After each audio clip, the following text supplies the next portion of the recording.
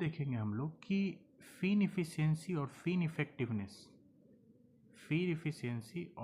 Effectiveness के बीच में क्या रिलेशन होता है।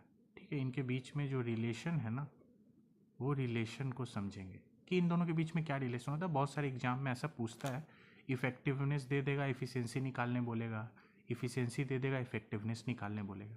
तो देखते हैं इफेक्टिवनेस कैसे लिख सकते हैं, क्यू थ्रू फिन और क्यू विदाउट फिन। जो फिन वाला वीडियो है उसमें आप देख सकते हैं कि इफेक्टिवनेस क्या होता है, मैंने बताया है। ठीक है, तो ये होता है इफेक्टिवनेस ऑफ फिन। ठीक है, कि क्यू जो फिन के साथ होगा डिवाइडेड बाय हीट ट्रांसफर, जब फिन नहीं रहेगा तब क्या होगा। अच्छा, इफिशियंसी को कैसे लिख सकते हैं, इफिशियंसी को लिखते थे क्यू थ्रू फिन, और क्यू थ्रू फिन मतलब हीट ट्रांसफर थ्रू फिन, कब, मैक्सिमम हीट ट्रांसफर।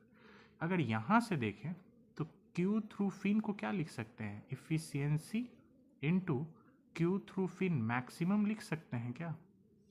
ठीक है, ये इसको क्रॉस मल्टीप्लाई कर दिए, तो इस इक्वेशन को हम फर्स्ट में क्या करेंगे, यूज़ कर लेंगे। ये इफिशियंसी के साथ जो रिलेशन आया उसको फर्स्ट में यूज़ कर लेंगे। तो अगर इसको हम यूज़ करते हैं तो देखिए कैसे हो जाता है। तब इफेक्टिवनेस जो है वो मेरा क्या है, क्यू फिन बटे क्यू विदाउट फिन। ठीक है, अब यहाँ से क्यू फिन के जगह पे हम लिख देते हैं efficiency into q fin maximum divided by q without fin. ठीक है, अब यहाँ से बस वैल्यू बस पुट करना है। मैक्सिमम हीट ट्रांसफ़र कब होगा, मैक्सिमम हीट ट्रांसफ़र तब होगा जब आप पूरा का पूरा फिन जो है, मान लीजिए कि ये आपका फिन है, तो ये पूरा जो फिन है इसका टेम्परेचर जो है यहाँ पे यहाँ पे यहाँ पे सारे जगह का टेम्परेचर बेस टेम्परेचर के बराबर हो। मतलब ये जो बेस टेम्परेचर है ना, यहाँ पे जो टेम्परेचर होगा वो सारे फिन के लॉन्ग वही टेम्परेचर हो। तो यानी h area into t b minus t naught.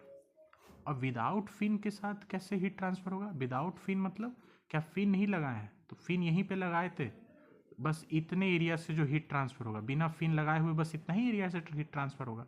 तो ये एरिया इसका, ठीक है, इसको क्रॉस सेक्शन एरिया बोल देते हैं। ठीक है, into t b minus t not.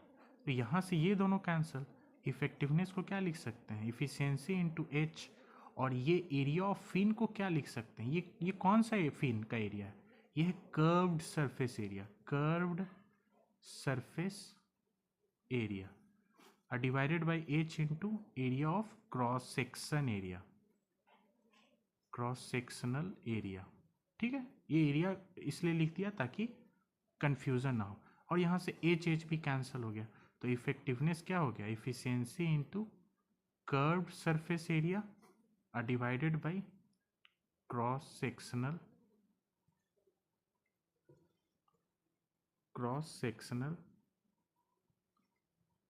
Area. तो ये जो है ना, इसी क्रॉस सेक्शनल एरिया को एरिया ऑफ बेस भी बोलते हैं। ठीक है, तो यही जो है ना, और इस कर्व्ड सरफेस एरिया को एरिया ऑफ फिन भी बोलते हैं। आप कुछ भी बोलिए, तो यही आपका रिलेशन है इफिशियंसी और इफेक्टिवनेस का। इफेक्टिवनेस जो होगा वो efficiency into curved surface area, area of fin divided by cross sectional area. अगर इसमें जो है ना, अगर मैं यहाँ पे बना के दिखाऊं तो ये देखिए, ये फिन है, तो इसका ये जो कर्व्ड सरफेस एरिया होगा वो ऊपर लिखेंगे, और इसका जो ये बेस का एरिया है, ये या क्रॉस सेक्शनल एरिया, ये हो गया ए बी और ये हो गया ए सी एस ए। ठीक है, और यही दोनों का जो रेशियो है वही लिखते हैं। Thank you for watching.